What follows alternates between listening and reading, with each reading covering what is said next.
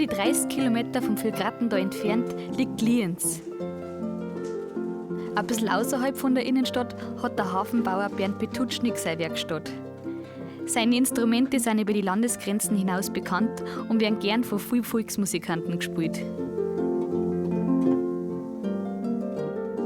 In der 3. Generation werden in seiner Familie schon Hafen gebaut und während er die Verzierung von einem Hafenfuß schnitzt, erzählt er mir von der Entstehung und der Besonderheit der Petutschnig-Hafen.